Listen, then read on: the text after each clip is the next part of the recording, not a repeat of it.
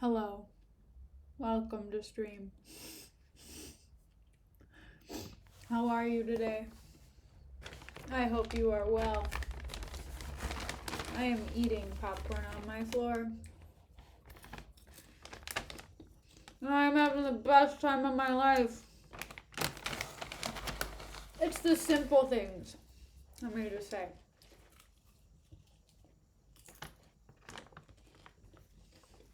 The simple things. Eating it on the floor, eating it off of the floor. Doesn't matter. A snack is a snack, no matter how it attack. Okay?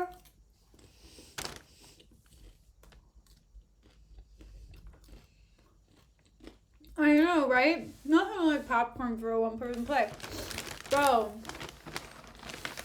Punk, it's about to get nuts. Okay? Because I am about to put on a play for you like no other. Hold on. Let me silence my cell phone. Because it's about to get nuts in here. That's right. I just slid that crap over there. Smoother than any man has ever slid into a DM. Okay? Let's do this. I hope everyone is well today. I made a mistake today. Let's talk about that. I taught today. And I wore like 10-centimeter heels to work today. They are tall as hell. And I stood up for those 3 hours and I made it work. You better believe it. I was like, today is the day. Today is the day to wear these for the first time. Because they were the free boots that I got. Among other free boots.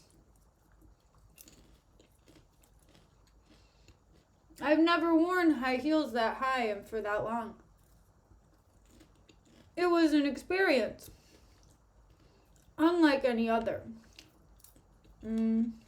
Will I do it again? Probably. Because for some reason I have chronic memory loss about stupid things I do. I know.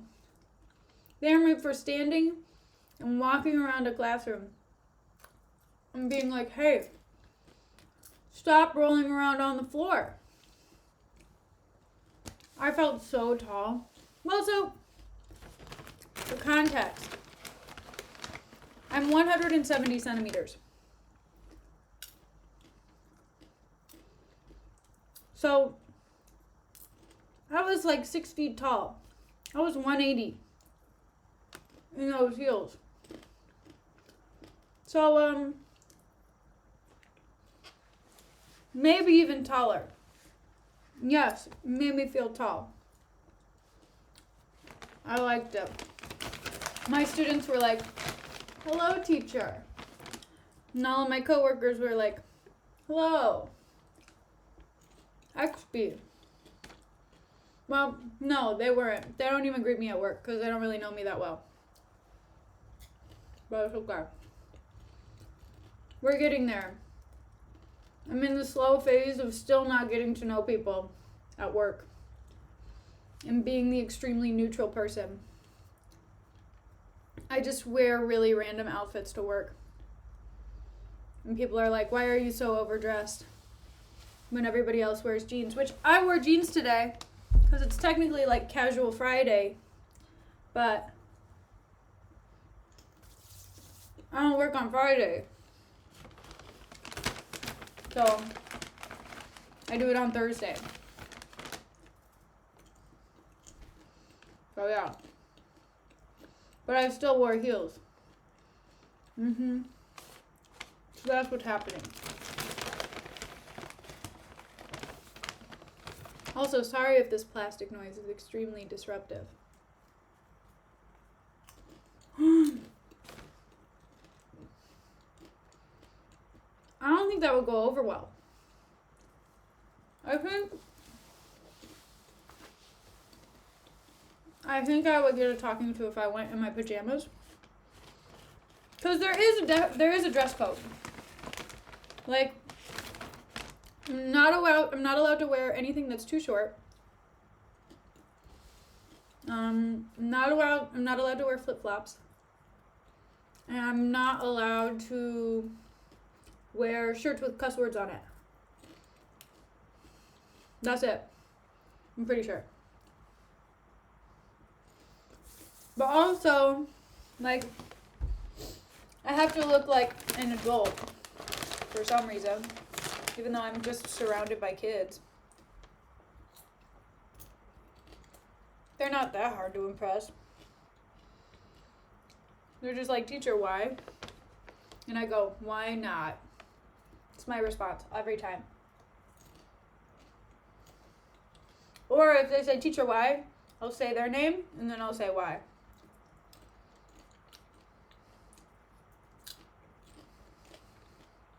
Well, yeah.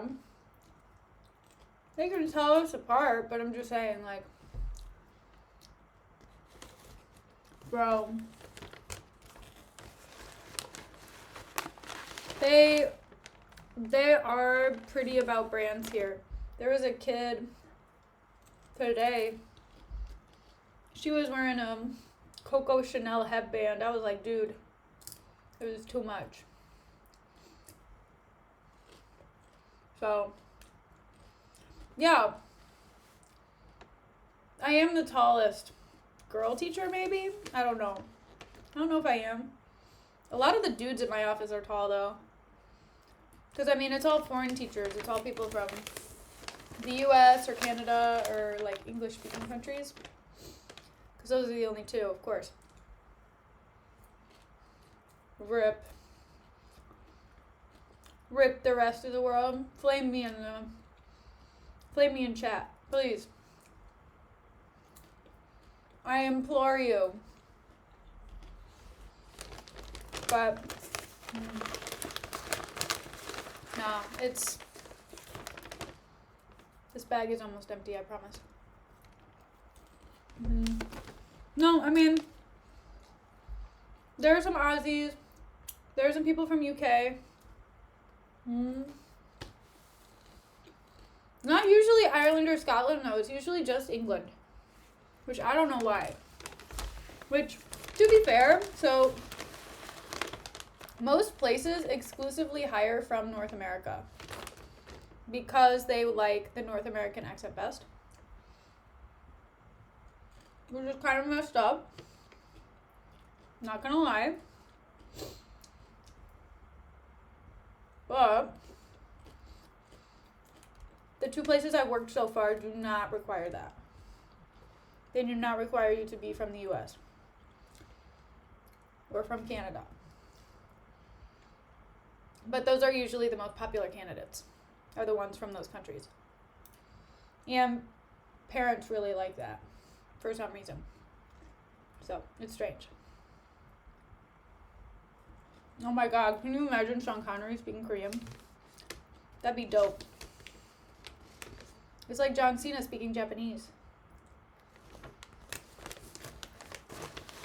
Yeah, so I mean, a lot of Koreans learn English from such a young age, and they learn it with American accents.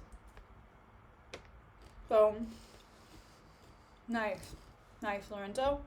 Whipping out the Korean. Well done.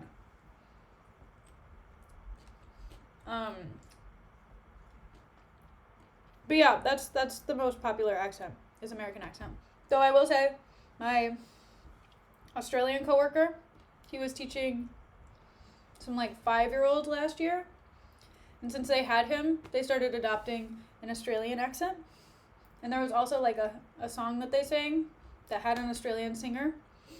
And they had an Australian accent every time they were singing it. And it was kind of funny. It's kind of cute though, because they were saying like water. Or chuck it in the bin. My Australian accent's really bad. But yeah, they would say water instead of water. Oh, it's really bad. It's a really bad song, Lorenzo. You're not going to want to hear it because it's like a children's song. It's It's called The Graduation Song, I'm on My Way. If you want to listen to it. It's not good, but it's really Australian sounding. Like, her accent's really thick. So, but she kills it, man. She's like wearing some overalls. Dungarees, if you will. Heyo. I know the vernacular. But it's fine. Okay. I think this popcorn is done for.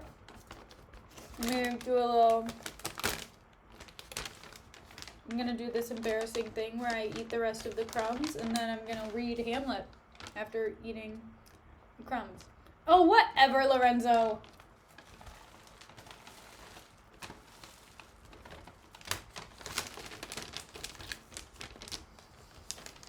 We're almost there. I'm almost done. Man. Plot twist, this is just a stream of me eating popcorn. The end.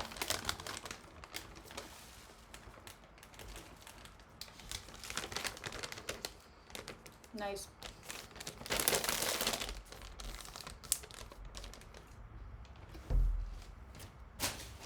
Okay. Now I have popcorn all over my floor. I'm sitting in it. And I'm gonna... Yeah. Popcorn stream. Yeah, I think that would be more fun for me than just like a drunk Shakespeare stream, to be honest. I'm actually... Alcohol lately... I'm not liking it for some reason. I don't know what's up. I got invited to go out drinking twice this week because I'm so popular. And both times that I had alcohol, I was just like, man, this stuff is yucky. I don't want it. It's disgusting. So, I don't know. Maybe I will. Oh, more popcorn. Maybe I will. Maybe I'll do a popcorn stream instead of an alcohol stream, because honestly, that sounds much less risky and much more personally enjoyable. Okay, I'm gonna go dust my hand off and get my water. My Australian water. And we can get started.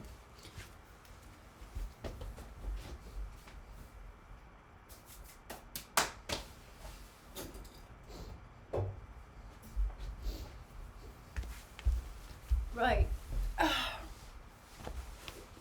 So, this is what happened. I know, right? I'm killing it. You would think I was Australian. Not really. No, anytime I did an Aussie accent to mimic my coworker, it sounded more British. It was actually pretty problematic. And he would always get upset. He would call me Peppa Pig because he said that I sounded more British than I did anything else. And so then I would call him Peppa. But anyway, my British accent is not good either. So I'm not going to do it because it's terrible. Okay. So, what has happened? Okay, so the last time we talked, Hamlet. How's my Danish accent coming? Man, I'm not doing a Danish accent. Every Dane that I know, when they speak English, they sound pretty American. I had a Danish professor, actually. We still keep in contact. His name is Morton. Shout out to Morton. Oh, here, I'll lean this back a little bit too, so that you can get more of my face and jeans. Anyway,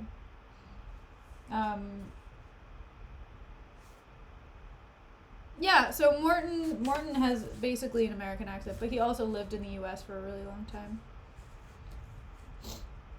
So, yeah. That's all I got to say about that. Anyway, so Hamlet is getting flamed, and he is trying to flame him back. Okay? So, Rosencrantz and Guildenstern, aka the Simps of the King, but also, like, some people who like Hamlet a little bit. They're like, hey, Hamlet, how you doing? I heard, I don't know what's going on with you. And Hamlet's like, well, I'm fine. And they said, well, we heard you're not fine, but I would like to tell you that we invited some actors to your castle. Man, can you imagine having a castle and someone inviting actors to your castle? Just like out of the blue. They're like, we invited actors to your castle and they're going to come and they're going to put on a play for you.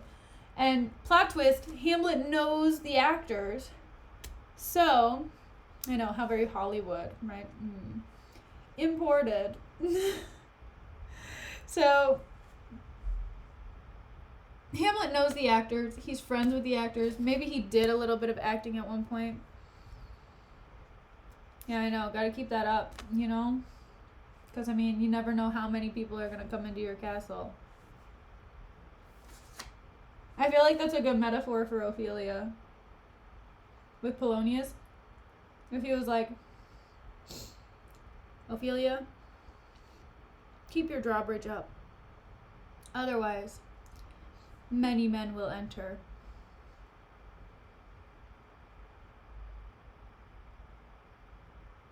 The end. So, the players come in, aka the actors, and the actors are just like, hello, Hamlet. How are you? So good to see you. And Hamlet's like, hello, it's so good to see you. Do you remember this one time when we did this thing? And the actors are like, yes. And he's like, do you remember this monologue? And they're like, yes. And he's like, do you remember this play? It's my favorite play. And they're like, yes. And Hamlet's like, what if I add a monologue? Can you memorize that by later, today, or tomorrow, when you put on this play that I like? And the players are like, yes, of course. And he's like, okay, good, because I need you to memorize this and I need you to put on this play tomorrow. And then Hamlet has this little monologue to himself.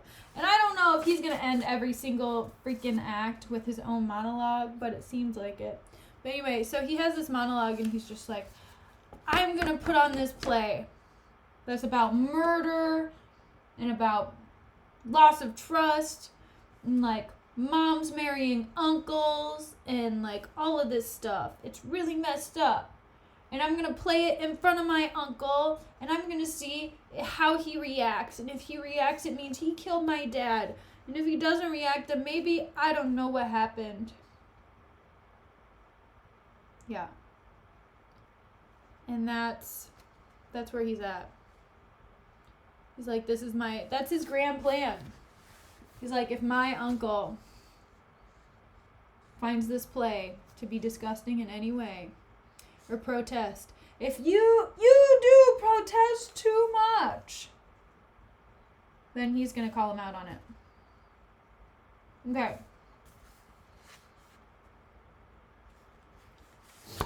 Okay. So the queen and the king and Polonius and Ophelia and Rosencrantz and Guildenstern all enter. And where are they? I know, right? Well, nobody knows that he's directly insulting the uncle, right? They're just like, well, maybe he did something. So, yeah. I don't think it's implied, but I think it's just supposed to like eat at the guilt of the king. And if the king reacts, then the king is admitting his guilt. Anyway, so everybody enters, and the king says, and can you by no drift a conference get from him why he puts on this confusion, grating so harshly all his days of quiet with turbulent and dangerous lunacy? And Rosencrantz says, he does confess he feels himself distracted, and from what cause he will by no means speak. And Guildenstern says, nor do we find him forward to be sounded, but with a crafty madness keeps aloof, when we would bring him on to some confession of his true state. I know, right? Hamlet's just like, I know this guy. I'm not gonna name names, but like, He did this thing and it wasn't cool. Anyway, Queen said, did he receive you well? So Rosencrantz and Guildenstern are reporting to the king what happened with Hamlet. And they're just like, he said he feels distracted, but I don't think he's nuts. I don't think he's crazy. Anyway, and then Rosencrantz says, most like a gentleman. And Guildenstern says, but with much forcing of his disposition.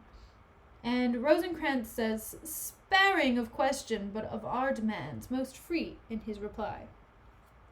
And the queen says, did you essay him to any pastime? And Rosencrantz says, madam, it so fell out that certain players were overwrought on the way. Of these we told him, and there did seem in him a kind of joy to hear it. They are about the court, and, as I think, they have already ordered the knight to play before him. So the queen is like, okay, do you have any kind of entertainment to distract him, or like any kind of form of distraction that we can put in front of his face to almost make him seem, I don't know, normal?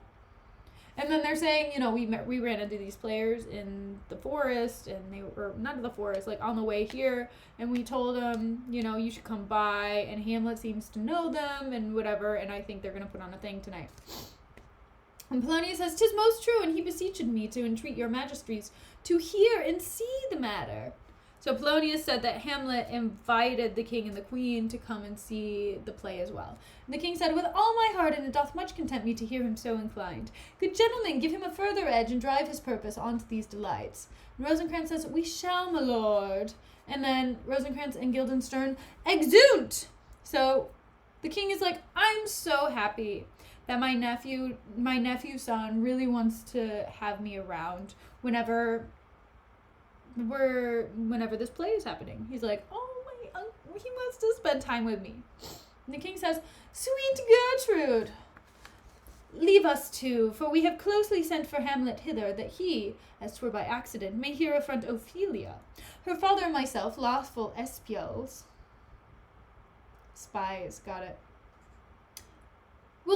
Will so bestow ourselves, that seeing unseen, we may of their encounter frankly judge and gather by him as he is behaved, if it be the affliction of his love, or no, that thus he suffers for. And the queen says, I shall obey you, and for your part, Ophelia, I do wish that your good beauties be the happy cause of Hamlet's wildness. So shall I hope your virtues will bring him to his wonted way again, to both your honours. And Ophelia says, madam, I wish it may.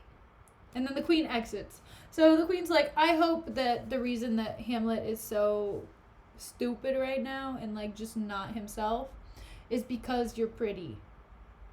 I hope it's not because of something else. And Ophelia's like, I hope so too.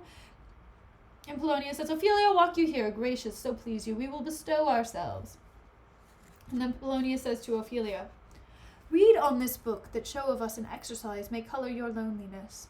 We are oft to blame in this. 'Tis too much proved that with devotion's visage and pious action we do sugar over the devil himself. The king says aside, 'Tis true, how smart a lash that speech doth give my conscience.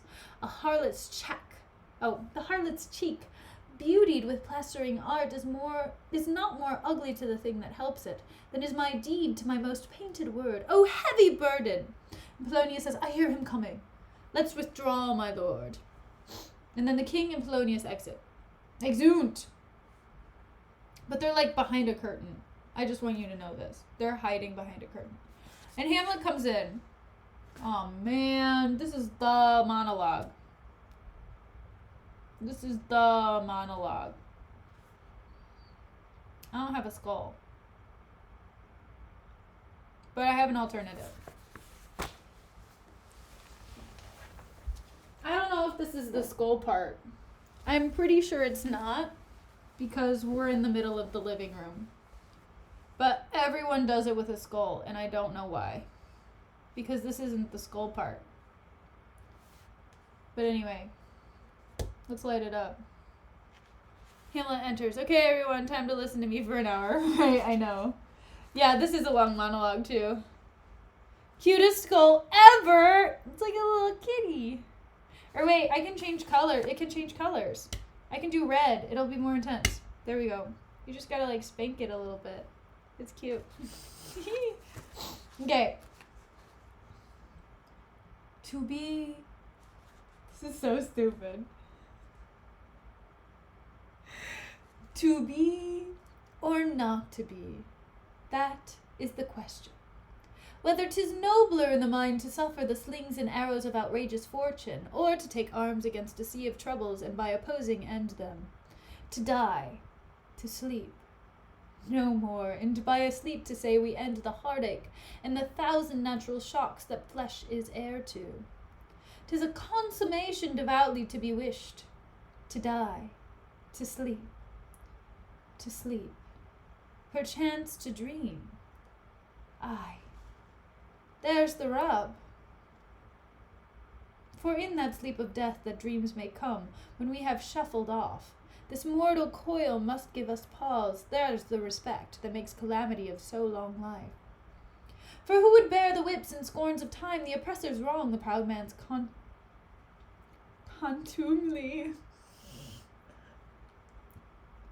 The pangs of despised love, the law's delay, the insolence of office, and the spurns that patient merit and of the unworthy takes, that he himself might his quietus make with a bare bodkin. Who would far despair to grunt and sweat under a weary life, but that the dread of something after death, the undiscovered country from those who born no travel returns, puzzles the will, and makes us rather bear those ills we have than fly to others that we not know of. Thus conscience does make cowards of us all, and thus the native hue of resolution is sicklied over with the pale cast of thought, and enterprises of great pitch and moment with this regard their currents turn awry, and lose the name of action. Soft you now, the fair Ophelia, nymph in the horizons. Be all my sins remembered. End scene. Yeah, I should clip it. I should do that as a clip. You're right. I'll clip it and put it on Twitch. Woo! That was pretty underwhelming. I knew I was not going to give it justice because it's really famous but I read it and probably pronounced words wrong. But he's reflecting on death, right? So let's break this down.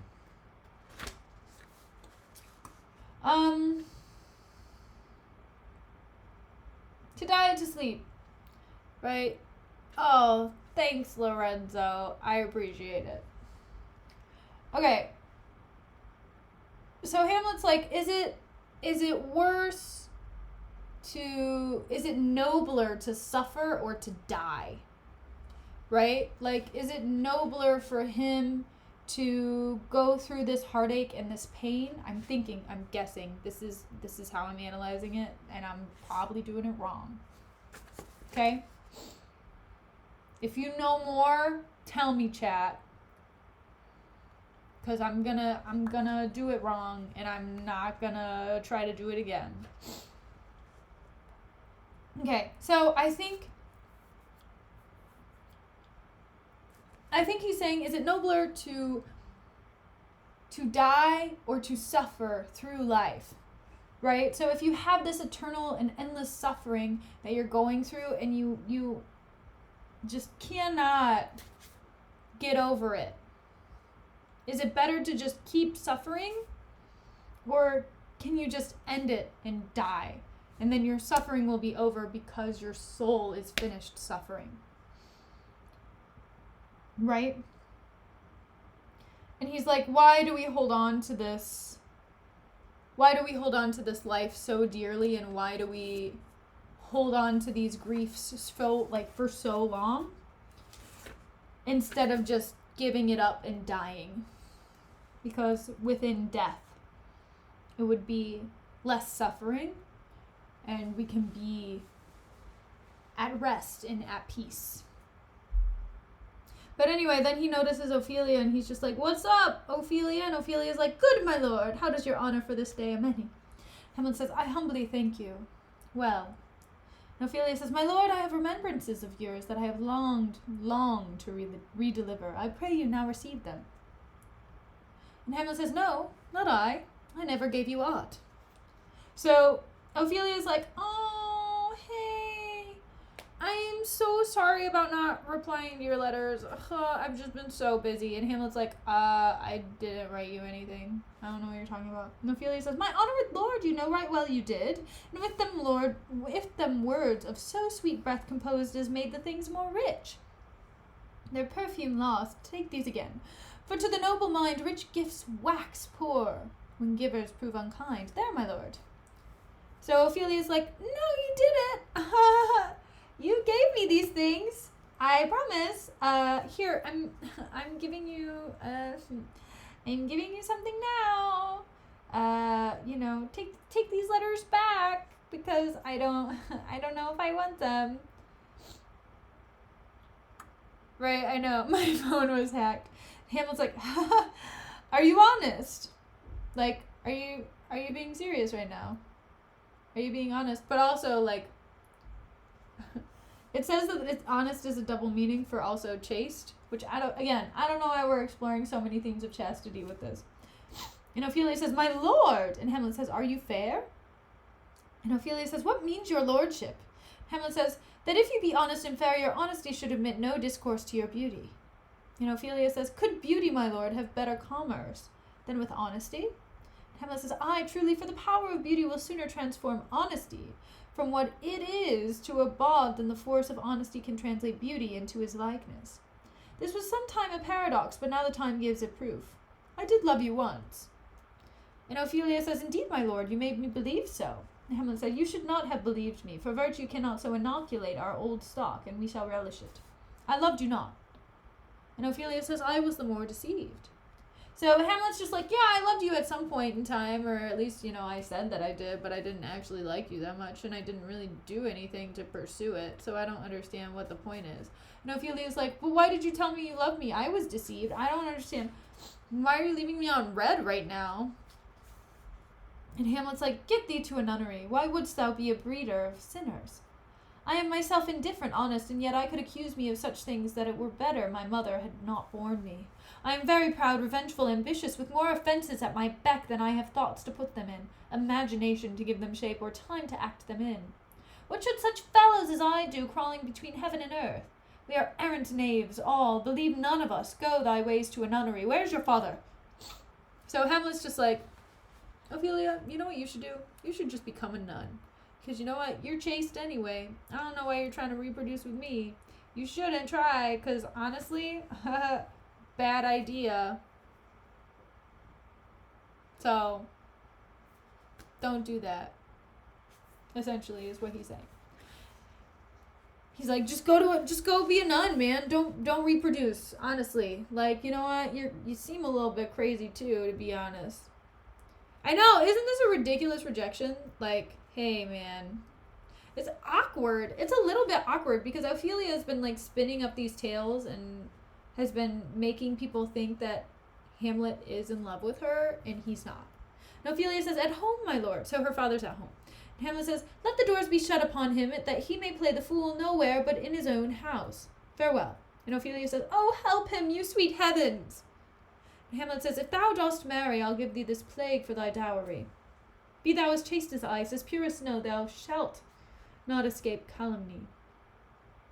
Get thee to a nunnery, farewell, or if thou needs marry a fool, for wise men know well enough what monsters you make of them. To a nunnery go, and quickly too, farewell."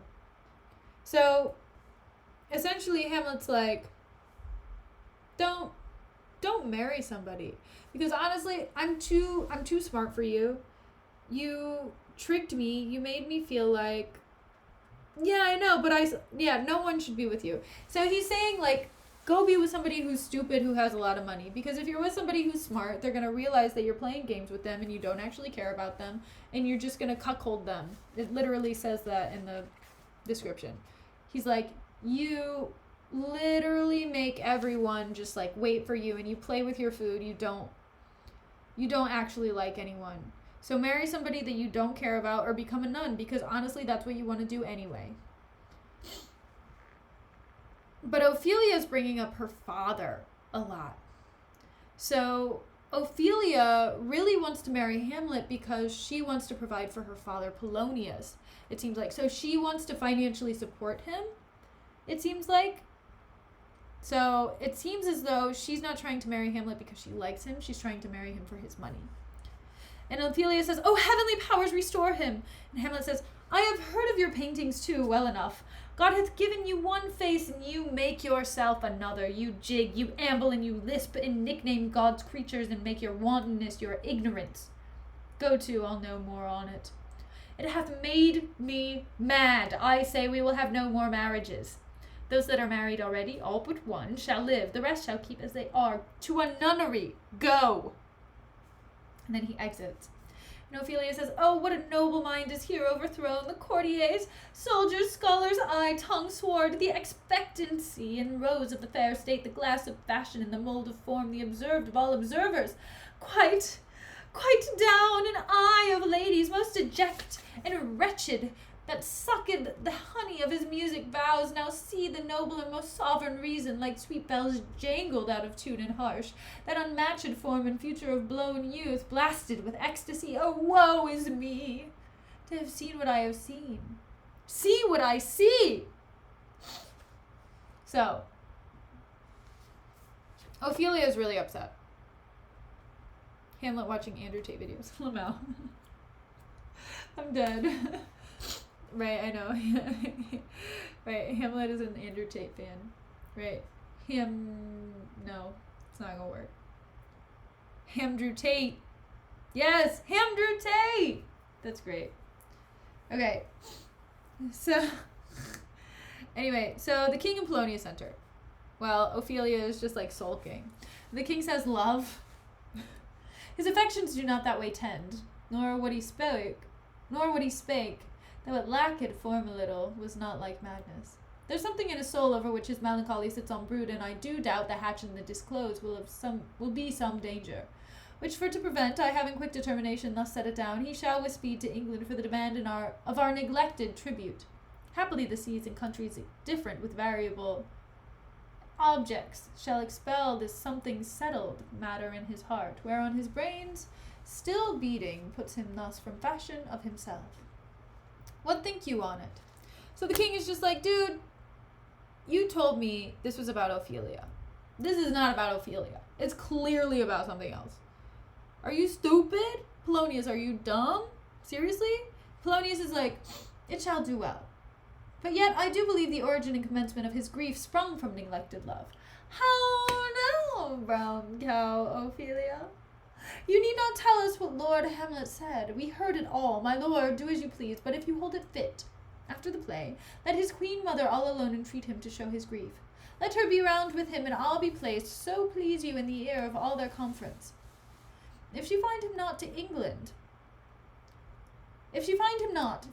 send him, or confine him where your wisdom best shall think." And king says, "It shall be so.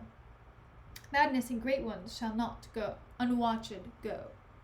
Okay, so Polonius is saying, let him talk to the queen after the play, to talk to him about his feelings and blah, blah, blah, blah, blah.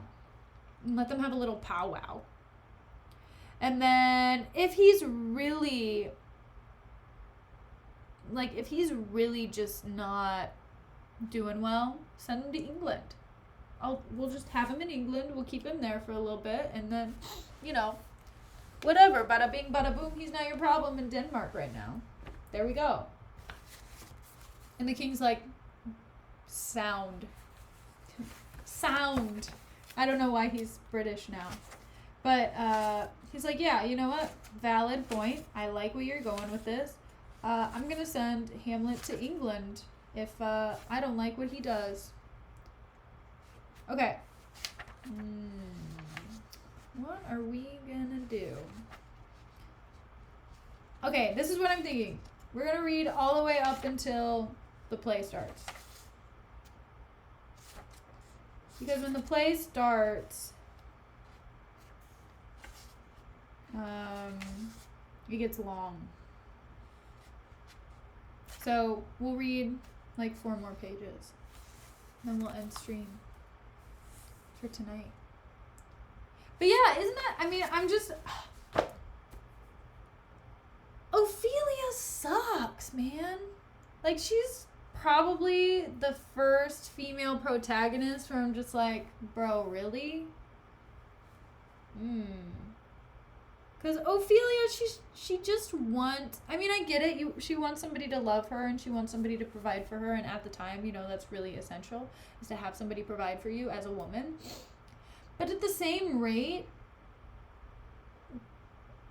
I don't know. She just, yeah, she's a people pleaser, but she gives me like pick me vibes. Do you know what I mean by a pick me?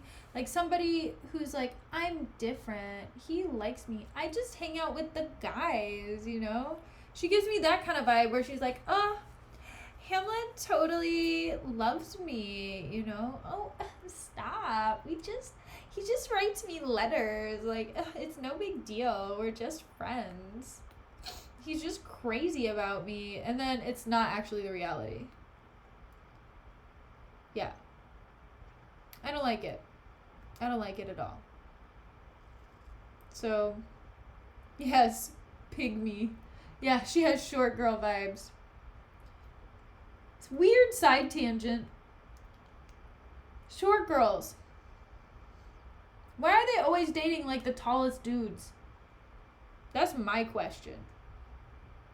Is Hamlet like 210 centimeters tall? Is that why she's like, Hamlet, I love you? But like, it's true though. It's so strange because like, I always like all of the girls that I know that are like super short. They're like, oh yeah, he has to be at least like 6'3", and I'm like, dude, what?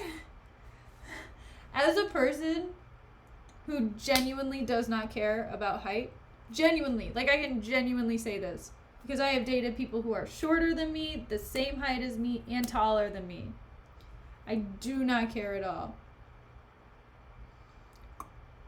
It's just the strangest thing, especially when a lot of women will say like, oh, it's the most important thing. Like, he has to be taller than me. It's so weird because like, it's such a small thing. So, I mean, if a guy is just the same height as you, I don't know. Plus, it feels like a lot of people, at least in the US, it feels like Americans are getting shorter. Like, American guys are getting shorter. I don't know why. Not that I'm in America right now. I mean, I know Korean dudes are short. It's so they can sit on the guy's shoulders and be able to see at music festivals. That's fair. That's fair. They should also just get, like, platform heels. That would be easier.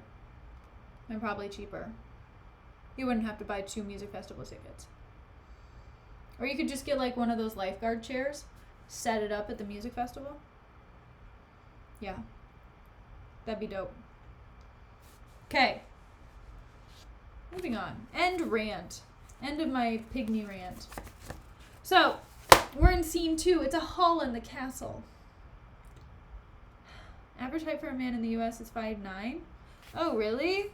I would have thought it was shorter because I mean, most of the guys that I know are not that tall.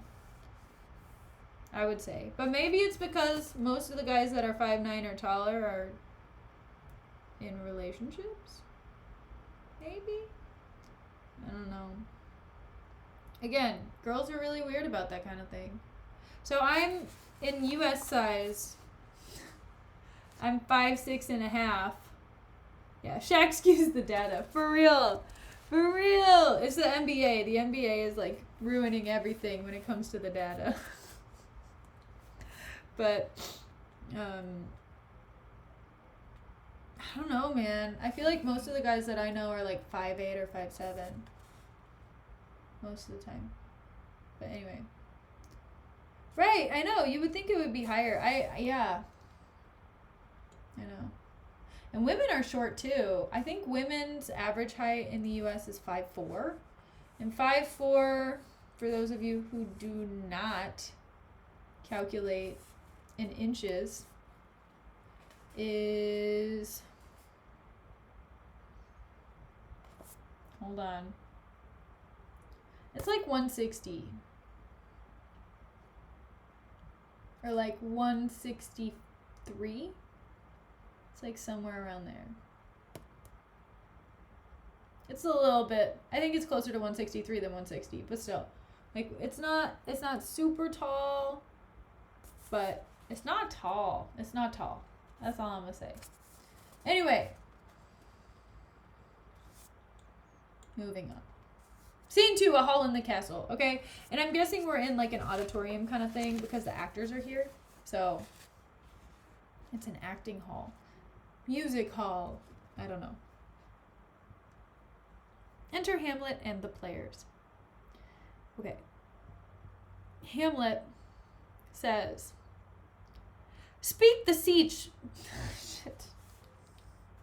"Speak the speech, I pray you, as I pronounced it to you trippingly on the tongue. But if you mouth it, as many of your players do, I had as lief the town crier spoke my lines. Nor do not saw the air too much with your hand thus.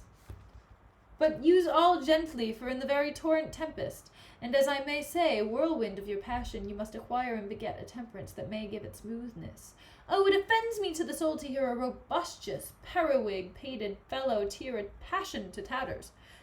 To very rags to split the ears of the groundlings, who for the most part are capable of nothing but inexplicable dumb shows and noise. I would have such a fellow whipped for overdoing termagant.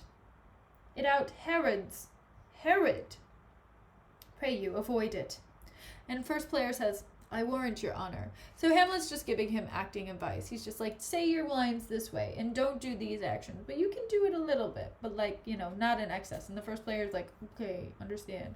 Hamlet says, "Be not too tame neither, and let your own discretion be your tutor. Suit the action to the word to the action, with this special observance, that you overstep not the modesty of nature.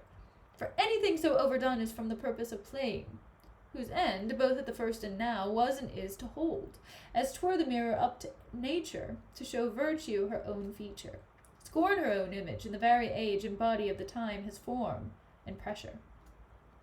Now this overdone and come tardy off, though it make the unskilful laugh, cannot but make the judicious grieve, the censure of the which one must in your allowance overweigh a whole theatre of others. Oh, there be players that I have not seen play, and heard others praise, and that highly, not to speak it profanely, that neither having the accent of Christians, nor the gait of Christian, pagan, nor man, have so strutted and bellowed, that I have thought some of nature's journeymen have made men, and not made them well. They imitated humanity so abominably."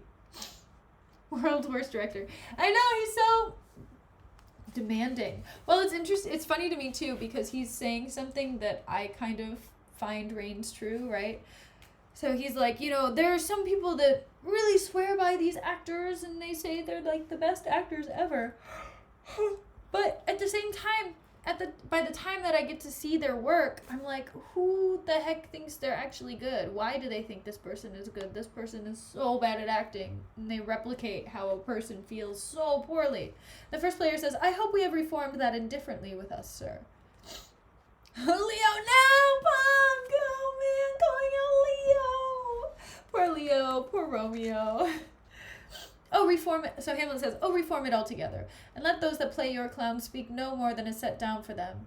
For there be of them that will themselves laugh, to set on some quantity of barren spectators to laugh too, though in the meantime some necessary question of the play be then to be considered. That's villainous, and shows a most pitiful ambition in the fool that uses it. Go, make you ready." And then the players exude. It's cool. Anyway, Polonius, Rosencrantz, and Guildenstern enter. And then Hamlet says, "How now, brown cow, my lord? Will the king hear this piece of work?" And Polonius says, "And the queen too, and that presently." And Hamlet says, "Bid the players make haste. Will you two help to hasten them?" Oh yeah, and then Polonius leaves. Polonius says, the queen and the king are ready to watch the play. And then Hamlet says, "Okay, make sure the actors are ready to act." And then Polonius leaves so that he can tell the players. And Hamlet says, "Will you two help to hasten them?" And Rosencrantz and Guildenstern say, in unison, "We will, my lord." And then they exeunt, and Hamlet says, "What ho, Horatio!" And Horatio enters, which is weird because I don't know why he would say that before Horatio gets there. And Horatio says, "Here, sweet lord, at your service." Oh, he's just saying, "Where is Horatio?" And Horatio comes in, and he's just like, "I'm here for your service." I'm playing with this right now. I'm sorry. Hamlet, "Horatio, where art even as just a man was ever my conversation coped withal." And Horatio says, "Oh, my dear lord." And Hamlet, strap in, says, "Nay, do not think I flatter, for what advancement may I hope from thee, that no revenue hast but thy good spirits to feed and clothe thee? Why should the poor be flattered?"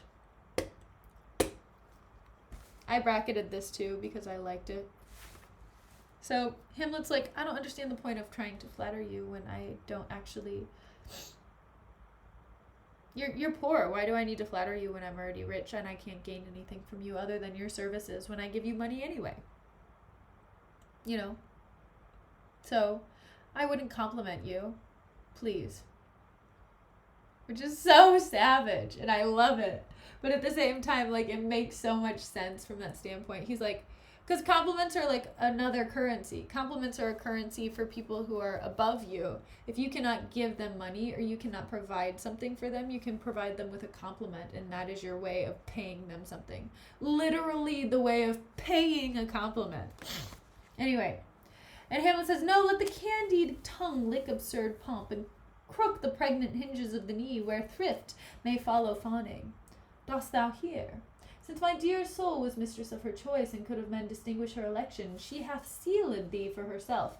For thou hast been as one in suffering all that suffers nothing, a man that fortune's buffets and rewards hast taken with equal thanks, and blessed are those whose blood and judgment are so well commended." Wait, commedled,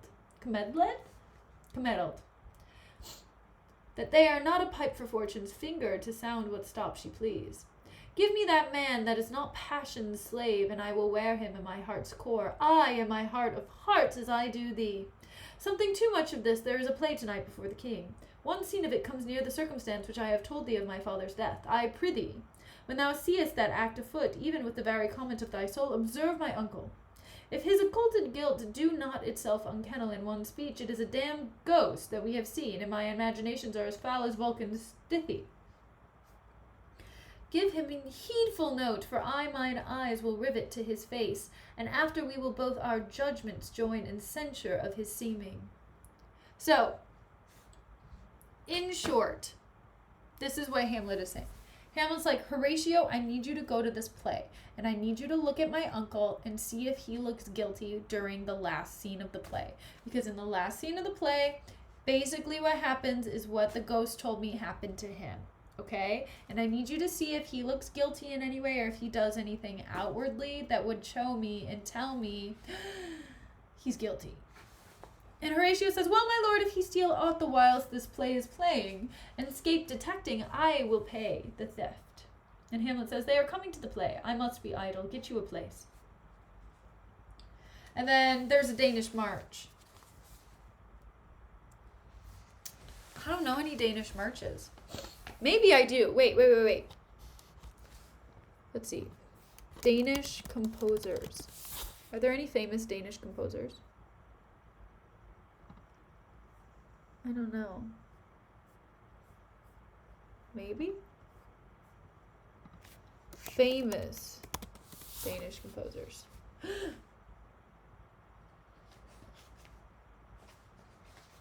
Is there anyone? Anne Linnet. I don't know Anne Linnet. Let's see. Danish march.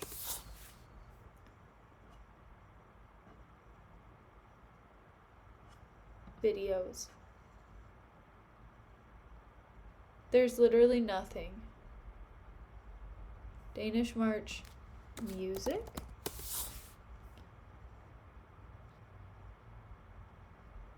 No.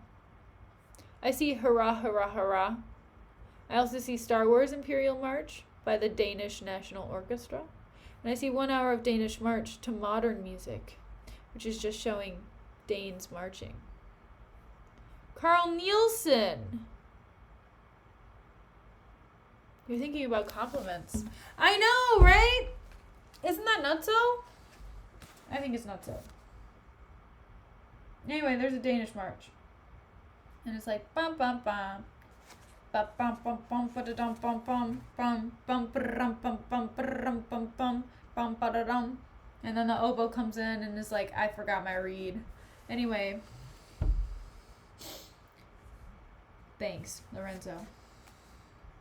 Anyway, so there's a flourish. And the king comes in, and the queen comes in, and Polonius comes in, and Ophelia comes in, and Rosencrantz comes in, and Guildenstern comes in, and other lords come in, and the lords' attendants come in, with the guard carrying the torches, and they come in too. And the king says, how fares our cousin Hamlet? And Hamlet says, excellent in faith. Of the chameleon's dish I eat the air, promise crammed. You cannot feed Capone so. And king says, I have nothing with this answer, Hamlet. These words are not mine. And Hamlet says, no, nor mine now. And then he leans over to Polonius and says, my lord, you played once in the university, you say. Polonius says, that I did, my lord, and was accounted a good actor. So Hamlet's like, oh, Polonius, I heard you used to do some acting. And Polonius is like, just a little bit in school. I thought I was not bad. And Hamlet says, what did you enact? And Polonius says, I did enact Julius Caesar. I was killed in the Capitol. Brutus killed me. And Hamlet says, it was a brute part of him to kill so capital a calf there. Be the players ready? I feel like Hamlet is trying to do some, like, side stuff. He's like, it's really too bad that Julius Caesar was killed, don't you think? It would be really terrible to be stabbed by your best friend. Are the players ready? And Rosencrantz says, aye, my lord, they stay upon your patience. And the queen says, come hither, my dear Hamlet, sit by me. Hamlet says, no, good mother. Here's metal more attractive. Polonius says to the king, oh ho, do you mark that? And Hamlet says, lady, shall I lie in your lap? And then Hamlet lays down at Ophelia's feet. Shakespeare's not helping the feet thing. And Ophelia says, no, my lord. And Hamlet says, I mean my head upon your lap. And Ophelia says, aye, my lord.